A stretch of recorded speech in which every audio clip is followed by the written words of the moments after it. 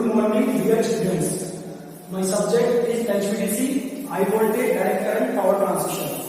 And today's topic is based on analysis of grid circuit, mode second. Mode first के बारे में पिछले lecture में हमने स्टडी किया था. आज मोड सेकंड ऑपरेशन के बारे में स्टडी करेंगे. Grid circuit, analysis of grid circuit with overlap and the topic is mode second operation. So the analysis of grid circuit with overlap mode second is called where the three nodes are in connection when u is equal to 60 degree. जब u की value means overlap angle की value जब 60 degree होगी, equal to 60 degree होगी, तो उस time पे तीन वर्ग कंडक्शन में होगी. इसको हम बोलते हैं मोड टू ऑपरेशन. ठीक है. एनालिसिस थ्री वर्ग conduction. First point is that when bulb 3 is fired, then 3 will overlap with 1. जब bulb 3 को हम फायर करते हैं, then 3 will overlap with 1. तो जो 3 वाला वाल्व है वो 1 के साथ ओवरलैप में होता है, and it will be 3 वर्ग कंडक्शन पीरियड. इसलिए ये 3 वर्ग कंडक्शन पीरियड होगा. दैट इज यहाँ पे 3 वर्ग कंडक्ट करेंगे, 1, 2 and 3. ठीक है. जब bulb 3 को फायर करेंगे तो 3 1 के साथ ओवरलैप में होगा. इसका मतलब ये होगा यहाँ पे 3 वर्ग कंडक्शन पीरियड होंगे, यानी 3 वर्ग यहाँ पे कंडक्ट कर रहे होंगे. दैट इज 1, 2 and 3, यानी 1, 2 और 3 वर्ग यहाँ पे कंडक्शन होंगे. ठीक है. नेक्स्ट है for this period the voltage and current waveforms are different. इस पीरियड के लिए वोल्टेज और करंट की वेवफॉर्म्स हैं वो अलग अलग होती है. कंसीडर दैट, हम ये कंसीडर करते हैं that valve 3 is fired at an angle alpha, यानी valve 3 को मैं एंगल अल्फा पे फायर कर रहा हूं. And for both overlap angle 1 and 3 conduct together. और ओवरलैप एंगल के लिए दोनों वाल्व और ओवरलैप एंगल के लिए both overlap angle 1 and 3 conduct together. दोनों ओवरलैप एंगल के लिए 1 और 3 दोनों वाल्व साथ साथ आपस में कंडक्ट करते हैं. ठीक है. इस पीरियड के लिए वोल्टेज और करंट वेवफॉर्म डिफरेंट होती है. हम ये कंसीडर कर रहे हैं कि वर्ग 3 को एंगल अल्फा पे फायर करते हैं and for both overlap angle 1 and 3 conduct together. Next point is that the duration of overlap 1 and 3 will conduct of. यहाँ पे जो ड्यूरेशन है ओवरलैप की ड्यूरेशन के लिए 1 और 3 वाल्व है वो अपर रूप से मींस टॉप, जो ऊपर टॉप वाला ग्रुप है उससे कंडक्ट करेंगे, अपर रूप से पॉजिटिव रूप से कंडक्ट करेंगे 1 और 3 विद 2 एट द बॉटम. लेकिन जो 2 वाल्व है वो नीचे के ग्रुप से या बॉटम वाले ग्रुप से क्या करेगा, कंडक्ट करेगा. The duration of overlap 1 and 3 will conduct top and with 2 at the bottom. जो ओवरलैप के ड्यूरेशन के टाइम पे 1 और 3 जो वाल्व है वो टॉप से कंडक्ट करेंगे, अपर रूप से कंडक्ट करेंगे और बॉटम से 2 वाला वाल्व क्या करेगा, कंडक्ट करेगा. इसके बाद में हम देखते हैं इसका थोड़ा सा डायग्राम देख लेते हैं. इसके बाद में इसका डायग्राम देख लेते हैं हम. डायग्राम क्या होगा,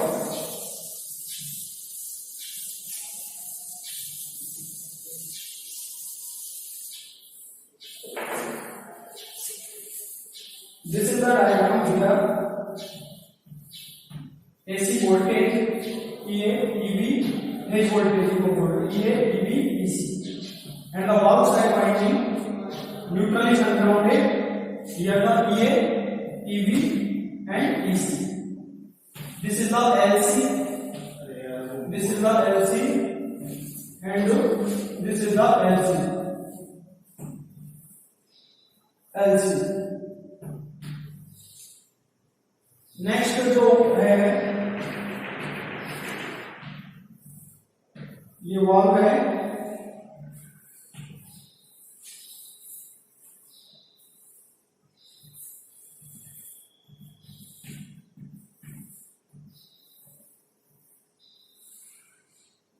ये वाल्व है. इसके बाद में ये वाला वाल्व है. नेक्स्ट वाला वाल्व ये है. इसके बाद में ये हमारा एलडी है, डीसी साइड का इंडक्टेंस, और ये हमारा reading DC output voltage, DC output voltage. This is called reading, this is called reading DC output voltage. and it is the LD DC side inductance and this is the DC current ID. Here the valve 1 ये 3 वाला valve है, ये 1 वाला valve है। इसमें जो current flow हो रहा है इस वाल्व में वो I1 है, इसमें करंट फ्लो हो रहा है I3, ये IB इसमें करंट फ्लो हो रहा है, यहाँ पे IA फ्लो हो रहा है, यहाँ पे IC, इसमें जो है करंट है वो IC, ये BC, ये BB और ये आपका BB, ये LC हो गया, ठीक है। तो ये हमारा इसमें जो करंट फ्लो हो रहा है इस वाले वाल्व में वो I2 से हो रहा है, ठीक है। इसमें जो करंट फ्लो हो रहा है वो क्या है I2। So this is the diagram here in the, अभी हमने देखा था जो ओवरलैप का जो ड्यूरेशन है, duration of overlap 1 and 3 will conduct top से कंडक्ट करेंगे। तो ओवरलैप के ड्यूरेशन पे 1 और 3 वाल्व है, 1 और 3 वाल्व है जो अपर रूप से कंडक्ट करेंगे और बॉटम से हमारा कौन सा वाल्व कंडक्ट करेगा, 2 वाला जो वाल्व है वो क्या करेगा, कंडक्ट करेगा, ठीक है। 2 वाला वाल्व यहाँ पे कंडक्ट करेगा। तो कहने का मतलब ये है ओवरलैप के ड्यूरेशन पे 1 और 3 वाल्व टॉप से कंडक्ट करेंगे और 2 वाला जो वाल्व है वो बॉटम से कंडक्ट करेगा, ठीक है। इसके बाद में देखते हैं कि हमारा डायग्राम में where LC is the source inductance, EA, EB, EC is the phase voltage and ये 1 and 3 जो है ओवरलैप के ड्यूरेशन पे ऊपर से कंडक्ट करेंगे, यानी अपर से टॉप से कंडक्ट करेंगे और 2 वाला वाल्व नीचे से कंडक्ट करेगा। सो द 3 वाला इन कंडक्शन, ठीक है। LT is the DC side resistance, IB is the DC current, VD is the DC output voltage. Next जो हम देखते हैं, इसके बाद में जो नेक्स्ट आता है हमारा, जो इसका डेरिवेशन देख लेते हैं। Just at the beginning of omega t बराबर alpha, just at the beginning, just at the beginning, just at the beginning, just at the beginning of omega t बराबर alpha, of at omega t बराबर alpha, omega t बराबर alpha. तो at omega t बराबर alpha, omega t बराबर alpha पे क्या होगा, I1 equal to ID होगा, I1 जो है वो ID के बराबर होगा, I3 इक्वल टू 0। यानी कि जो ओमेगा टी बराबर जब अल्फा होगा तो उस टाइम पे, बिगिनिंग के टाइम पे, just at the beginning of omega T, यानी कि ओवरलैप जब हमारा है, ओवरलैप के टाइम पे, इसको हम ओवरलैप टाइम भी बोल सकते हैं, ठीक है। तो ओमेगा टी बराबर अल्फा पे I1 किसके बराबर होगा, ये वाला जो करंट है वो किसके बराबर होगा, ID के बराबर होगा, और I3 ये वाला बाद में जो हो जाएगा ऑफ हो जाएगा। तो यहाँ पे जो करंट की वैल्यू है वो क्या होगी, 0। तो पूरा की पूरा जो करंट है वो I1 से कंडक्ट करेगा, I1 इक्वल टू क्या हो जाएगा ID, and the 3 valve is in of, जो 3 वाला वाल्व है वो क्या रहेगा, ऑफ रहेगा। So the current is I3 equal to 0। तो सारा करंट है I1 है, तो I1 इक्वल टू क्या रहेगा, ID रहेगा, ठीक है। ओमेगा टी बराबर alpha.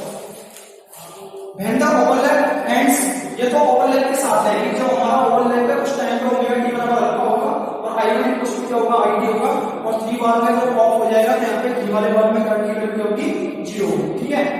When the overlap ends, लेकिन जब ओवरलैप खत्म होता है, when the overlap ends, when the overlap ends, when the overlap ends at angle alpha plus mu, at angle, at an angle alpha plus mu, alpha plus के mu, alpha plus mu।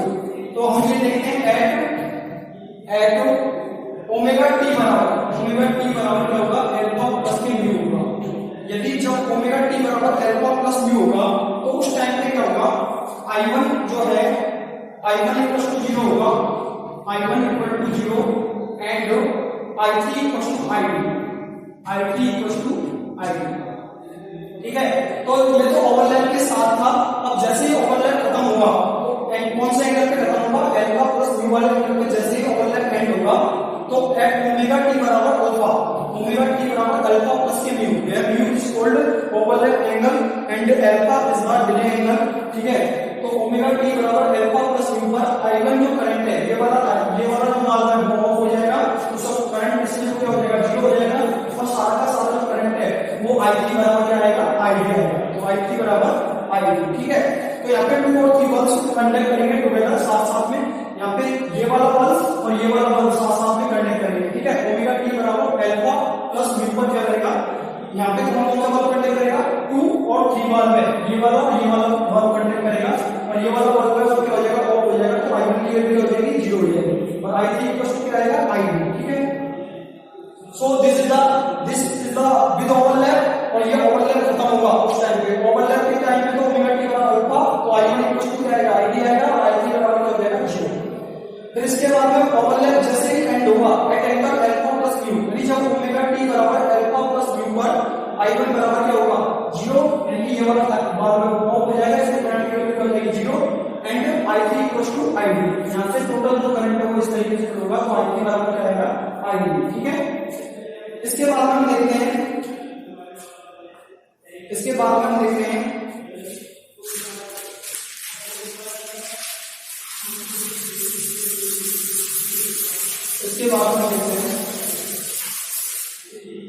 the angle alpha plus mu, the angle alpha plus mu, the angle alpha plus mu is called extinction angle, is called extinction angle, alpha plus mu is called extinction angle, extinction angle during overlap, extinction angle during overlap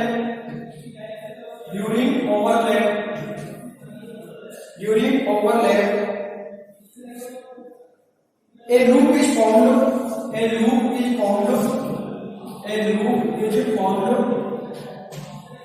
a loop is formed, a loop is formed and 3 1 1 and n, ये आपका loop बन रहा है। For this loop, इस loop में हम KVL लगाएंगे, ठीक है। For this loop देखो the angle alpha plus mu क्या कहलाता है, जो एंगल अल्फा प्लस म्यू है वो क्या कहलाता है, एक्सटिंक्शन एंगल। तो डेल्टा बराबर क्या होता है, अल्फा प्लस के mu, where mu is called overlap angle and alpha is the delay angle and delta is called the extinction angle. तो angle alpha plus mu is called extinction angle during overlap के दौरान एक loop is form, एक loop बनता है। देखो loop कौन सा बन रहा है, n 3 1, इसके बाद में n 3 1 और n, ठीक है। तो इस तरीके से आपका लूप बन रहा है, ये वाला n 3 1 और फिर दोबारा से क्या आ गया, n आ गया, ठीक है। तो ये आपका एक लूप बन रहा है, ये वाला लूप की बात कर रहा हूं, n 3 1 और फिर दोबारा से n, ये वाला लूप जो बन रहा है, ठीक है। तो ये वाला लूप में हम क्या करेंगे, KVL लगा देंगे, इस वाले लूप में हम क्या लगा देंगे, KVL लगा देंगे, ठीक है। तो इसमें KVL लगाएंगे तो क्या आएगा, सबसे पहले इसमें देखते हैं तो क्या आएगा, EB माइनस के EA, ठीक है। तो EB माइनस के EA equals to EB minus के EA, सॉरी EB माइनस के EA is equal to LC di3 upon dt, LC di3 upon dt। LC इसमें देखेंगे तो इंडक्टेंस क्या है, LC इसके सापेक्ष का वोल्टेज है, वो क्या है, di3 अपॉन dt। इंडक्टर के सापेक्ष क्या होता है वोल्टेज, V बराबर L di अपॉन dt। तो सोर्स इंडक्टेंस क्या है, LC, तो करंट कितना है आगे तो di3 अपॉन dt। अब इसमें लगाते हैं तो इसमें क्या होगा, माइनस के LC d upon dt, d upon dt I d minus के I3, sorry di1 upon dt, LC इसमें लगाएंगे क्या आएगा, di1 अपॉन dt, ठीक है। इसमें करंट कितना जा रहा है, I1 जा रहा है, इसमें 3 जा रहा था, तो LC di3 अपॉन dt इसमें हो गया और इसमें क्या हो जाएगा, माइनस के, इसमें देखेंगे बार बार तो LC di1 अपॉन dt, ठीक है। ये आपका KVL रख चुकी है। EB माइनस के EA बराबर क्या होता था हमारा, √3 EM cos of √3 EM sin of omega t, √3 EM sin of omega t, which is equal to LC di3 upon dt minus k LC di1 upon dt. This is called equation number 1. तो equation number 1 हमारी ये आ चुकी है, ठीक है। तो इसमें हमने KVL लगा दी, तो KVL लगाएंगे तो EB माइनस के लिए, यहाँ पे KVL लगाएंगे तो देखो this is equal to LC di3 upon dt, यहाँ पे लगाएंगे तो di3 upon dt करंट कितना I3 d i t upon d t minus के L C d i one upon d t. ठीक है, तो ये हमारा केवीएल हमने लगा दिया। ईपी माइनस की वैल्यू क्या होगी, root 3 pm sin of omega t equal to L C d i t upon d t minus के L C d i one upon d t. This is called equation number 1। Now assuming the DC current, now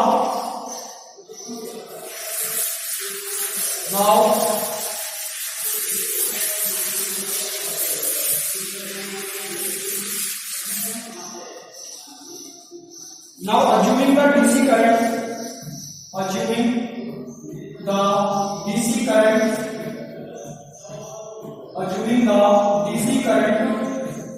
assuming the DC current either I1 alone conduct, either I1 alone conduct,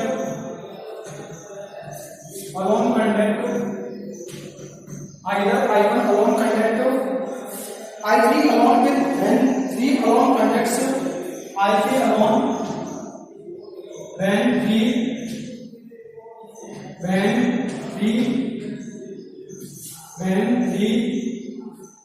I3 alone when 3 alone conducts should be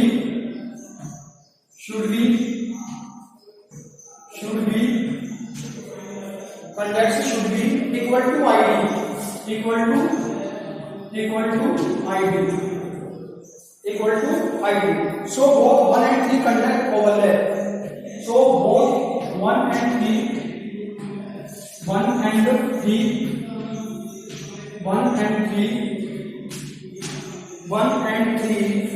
conduct overlap.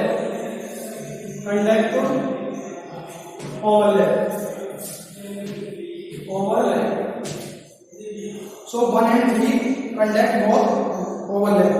Now consider here देखो assuming the DC current either I1 alone conduct यानी DC current है वो या तो I1 के साथ अकेला conduct करता है या I3 alone when 3 alone conduct should be equal to ID।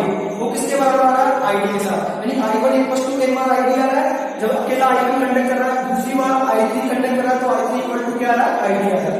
ठीक है, तो ये दोनों किसके बराबर आते हैं, I1 और I3 should be equal to ID के बराबर होने चाहिए।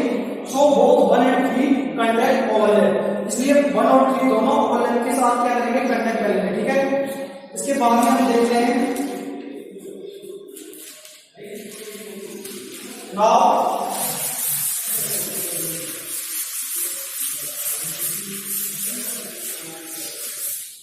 now consider the valves are conducting, now consider the valves are conducting,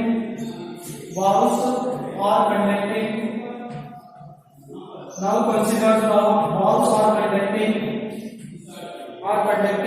I1 and I3 both are conducting, I1 and I3 means one valve or three valve, I1 and I3 both are conducting, I1 and I3 both are conducting. So the sum of these two currents,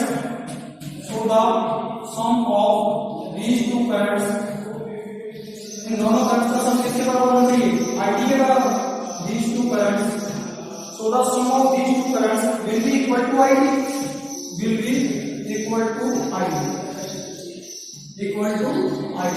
so the I1 plus I3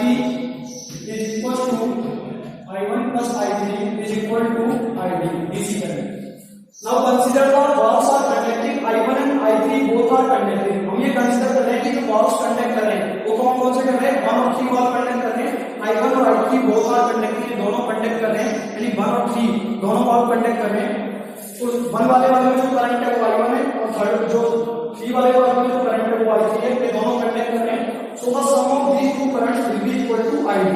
इसलिए जो valve 1 और valve 3 में जो current flow हो रहा है उसका जो करंट फ्लो हो रहा है वो किसके बराबर होना चाहिए, ID के बराबर, DC करंट के। तो I1 plus I3 which is equal to ID।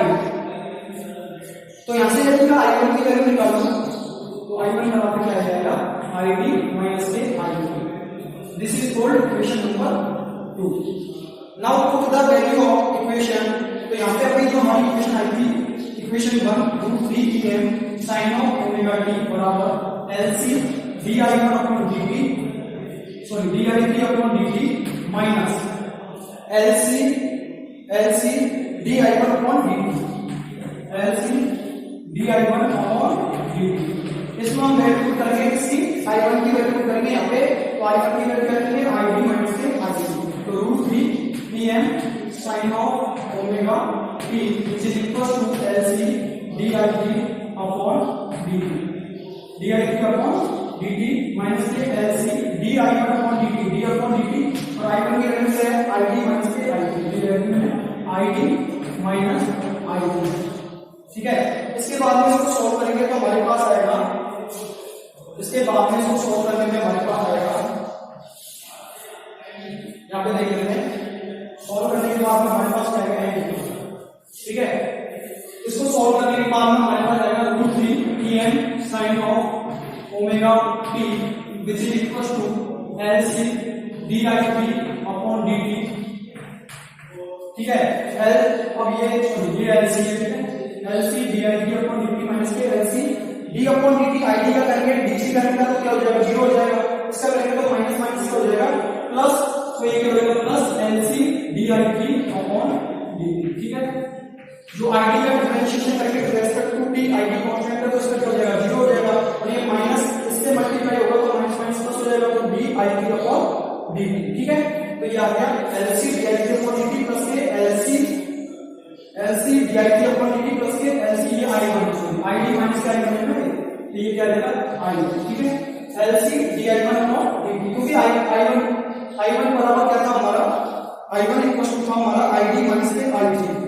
ठीक है, तो ये sorry i one equal to क्या था हमारा आई डी माइनस के आई थ्री, तो ये आई थ्री आएगा और यहाँ पे हमारा हो जाएगा आई थ्री। ठीक है, तो इसके बाद में देखो प्लस के L C d i three upon d t plus के L C d i three upon d t, यहाँ पे हमने क्या किया, आई वन की वैल्यू लिख दी है, आई वन की वैल्यू क्या आई डी माइनस के I three, I D constant था, इसका डिफरेंशिएशन करेंगे विद रिस्पेक्ट टू टी तो जीरो, इसका करेंगे तो माइनस से minus plus L C d i three upon d t. इन दोनों को जब हम सॉल्व करते हैं तो हमारे पास क्या आएगा देखते हैं ऊपर,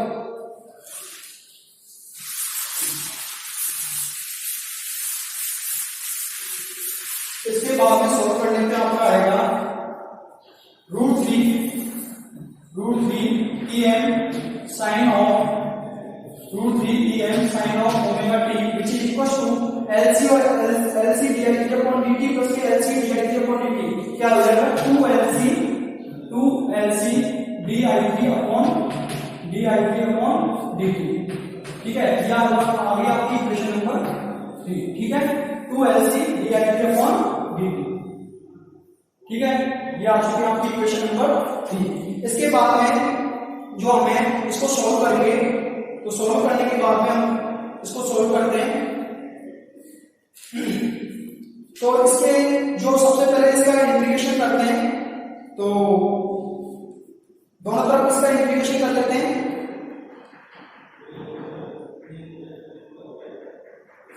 हाँ, इसके बाद में देखो इसका इंटीग्रेशन करते हैं रूट थ्री टी एम, ये हमने बाहर ले लिया। ठीक है, जो लिमिट है वो रखेंगे अल्फा अपॉन ओमेगा से लेके टी, और यहाँ पे हो जाएगा इसका इंटीग्रेशन करेंगे हम sine of omega t d m sine of omega t d t. ठीक है, इसका हम डिफरेंशिएशन करेंगे t m sine of omega t d t. ठीक है, इधर भी हम डिफरेंशिएशन कर देते हैं, सॉरी यहाँ पे रूट थ्री टी एम, यहाँ पे हमने इंटीग्रेशन कर दिया, लिमिट क्या है alpha upon omega to t sine of omega t d t. ठीक है, इधर हमारा टू एल सी के बाहर रहेगा, इंटीग्रेशन करेंगे हम जो डी आई था, तो क्या हो जाएगा इंटीग्रेशन ऑफ डी आई। ठीक है, तो ये क्या हो जाएगा root three t m sine of omega t into d t, limit sine of omega t into d t, limit रखी alpha upon omega to t sine of omega t d t which is equal to 2l3, integration कर दिया इसका integration of D I. ठीक है, अब इसको करते हैं सॉल्व, तो क्या आएगा देखो रूट थ्री टी एम। ठीक है, साइन ऑफ ओमेगा टी का डिफरेंशिएशन करेंगे तो माइनस के कॉस ऑफ ओमेगा टी। ठीक है, माइनस के cos of sine omega T क्या हो गया माइनस के कॉस ऑफ ओमेगा टी, और यदि हम ओमेगा टी का करेंगे तो ओमेगा टी का क्या हो जाएगा 1/ओमेगा, क्या हो जाएगा 1/ओमेगा। ठीक है, और हमारी लिमिट क्या होगी, और इसकी जो लिमिट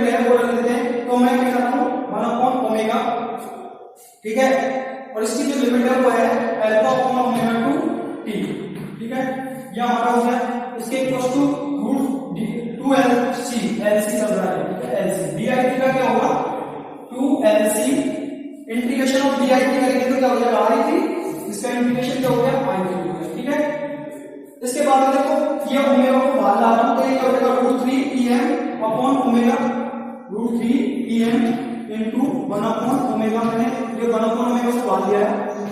अब मैं कर देता हूं माइनस के कॉस ऑफ टी की लिमिट रखना हूं, तो टी की लिमिट रखूंगा माइनस के कॉस ऑफ ओमेगा, तो जो कि क्यों टी की जगह टी रखूंगा तो टी आएगा, ठीक है। माइनस की लोअर लिमिट माइनस माइनस क्या हो जाएगा, minus lower limit minus minus क्या हो जाएगा प्लस, तो ये प्लस हो गया। अब टी की जगह क्या रखेंगे अल्फा अपॉन ओमेगा, तो क्या हो गया cos of omega into T की जगह रखोगे अल्फा अपॉन ओमेगा, तो अल्फा अपॉन ओमेगा, ठीक है। ये रख दिया बराबर क्या होगा 2LC I3, 2LC I3, ठीक है। यहां से ओमेगा से ओमेगा कैंसिल आउट हो गया, तो मेरे पास ऊपर क्या बच गया देखते हैं। जो ऊपर है वो क्या आ जाएगा, इसको हम सॉल्व करेंगे तो ऊपर आएगा आपके पास, ये आएगा हमारा √3 Em into 1 upon omega which is equal to sorry bracket start minus के कॉस ऑफ ओमेगा टी, जो हमने लिख रखी टी की जगह एक बार रखा ओमेगा टी की जगह रखा टी, तो टी आएगा तो ओमेगा टी माइनस के लोअर लिमिट टी की जगह रखोगे अल्फा अपॉन ओमेगा, तो plus cos of omega into T की जगह रखा अल्फा अपॉन ओमेगा, ठीक है, विच is equal to 2LC I3, 2LC I3। ऐसे क्या हुआ ओमेगा से ओमेगा कैंसिल आउट हो गया, तो यहां पे जो हमारी वैल्यू है वो क्या आ गई, इसको सॉल्व करेंगे तो इसकी वैल्यू आ जाएगी √3 Em upon omega, √3 Em upon omega 1 upon omega, ठीक है। √3 Em अपॉन ओमेगा, ये आ गया हमारे पास cos ऑफ अल्फा माइनस के cos of omega t which is equal to 2LC I3, which is equal to 2LC I3। यहां से यदि I3 की वैल्यू निकालेंगे तो I3 की वैल्यू क्या आ जाएगी, यहां से यदि I3 की हम वैल्यू निकालते हैं तो I3 की वैल्यू क्या आएगी, I3 बराबर √3 Em upon 2LC omega cos of alpha minus के omega t, cos of alpha minus के cos ऑफ ओमेगा टी। यहां से हमने I3 की वैल्यू निकाली तो √3 Em upon 2LC omega cos of alpha minus के cos ऑफ ओमेगा टी, ये हमारा I3 की वैल्यू आ चुकी है, ठीक है। इसके बाद में आगे देखते हैं हम, सो एट ओमेगा टी बराबर अल्फा, सो एट या हमारी आ गई इक्वेशन नंबर 4, इसको मैंने इक्वेशन नंबर 4 नाम दिया। एट ओमेगा टी बराबर, सो एट ओमेगा टी बराबर अल्फा प्लस के म्यू, जब ओमेगा टी बराबर क्या होगा अल्फा प्लस म्यू होगा, when overlap period is completed, when overlap period is completed, overlap period is completed या एंड भी लिख सकते हो कंप्लीटेड, जब ओवरलैप पीरियड खत्म हो गया होगा, ठीक है, या एंड हो गया होगा ओवरलैप पीरियड का खत्म हो गया, ठीक है। जब ओवरलैप पीरियड आपका समाप्त हो गया होगा, कौन सा टाइम है, उस टाइम में समाप्त होगा ओवरलैप पीरियड ओमेगा टी बराबर alpha plus mu, when overlap period is completed, जब ओवरलैप पीरियड कंप्लीट होता है तो I3 की क्वेश्चन क्या आएगा, I3 जो I3 करंट किसके बराबर आएगा, IT के बराबर, DC करंट के बराबर।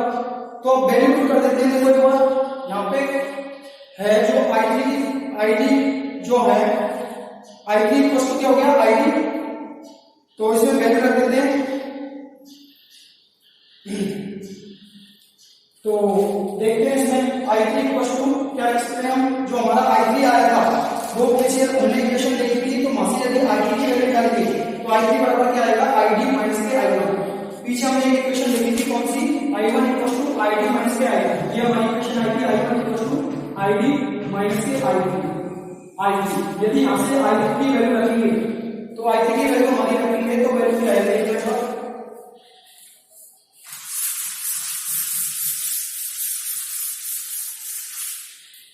इसके बाद में देखो I3 इक्वल टू जो हमारा अभी आएगा I3 इक्वल टू आता है √3 Em upon 2LC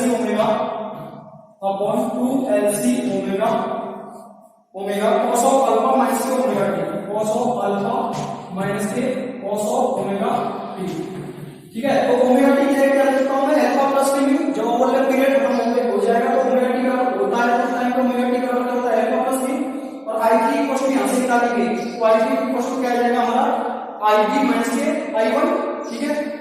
I3 equal to क्या हो जाएगा ID माइनस के I1, ठीक है। तो यहाँ पे वैल्यू रख देता हूं मैं। तो देखो सबसे पहले तो I3 करंट है ओमेगा टी बराबर अल्फा प्लस म्यू पर ओवरलैप पीरियड कंप्लीट होता है, तो उस टाइम पे क्या होता है I3 इक्वल टू क्या होता है ID होता है, ठीक है। ठीक है, इक्वेशन नंबर 5 देते हैं इसको। I3 इक्वल टू क्या होता है ID, तो I3 बराबर क्या हो गया ID रख दिया मैंने, I3 इक्वल टू क्या रख दिया ID रख दिया, ठीक है। तो ID बराबर हमारा क्या आ गया √3em अपॉन 2LC ओमेगा, ठीक है। cos ऑफ अल्फा माइनस के cos ऑफ ओमेगा टी, ठीक है।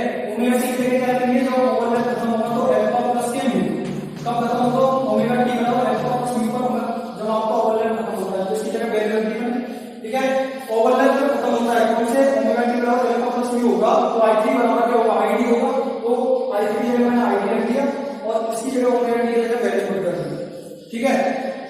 तो I3 is equal to ID minus के I1, ठीक है। यदि हम I3 की वैल्यू देखें, यदि हम I3 की वैल्यू देखें यहां से ये बेटा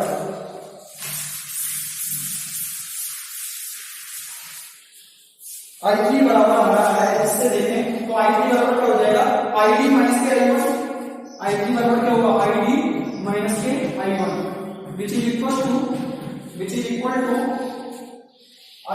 टू ID, इसको I3 लिखता हूं यहाँ पे समझ में आए। I3 equal to ID minus के I1 √3 which is equal to √3em upon 2LC omega cos of alpha minus के cos of omega t, cos of alpha minus के cos ऑफ ओमेगा टी, ठीक है। ये आपका वैल्यू बच रहा है, इसको इक्वेशन नंबर नाम देता हूं मैं 6, ठीक है। इक्वेशन नंबर 5, ठीक है। ये इक्वेशन नंबर हो गई 6 और ये हो गया आपकी इक्वेशन नंबर 7। तो जब ओवरलैप पीरियड खत्म होगा ओमेगा टी बराबर अल्फा प्लस म्यू पर, तो उस टाइम पे I3 इक्वल क्या होता है ID, तो I3 की जगह ID रख दिया, ओमेगा टी की जगह रखेंगे अल्फा प्लस म्यू और अल्फा प्लस म्यू रख दिया। लेकिन जो हमने पीछे इक्वेशन पढ़ी थी जहां पे हमारा ये आया था I1 प्लस, यहां पे हमारा ये आया था I1 प्लस ID, ठीक है।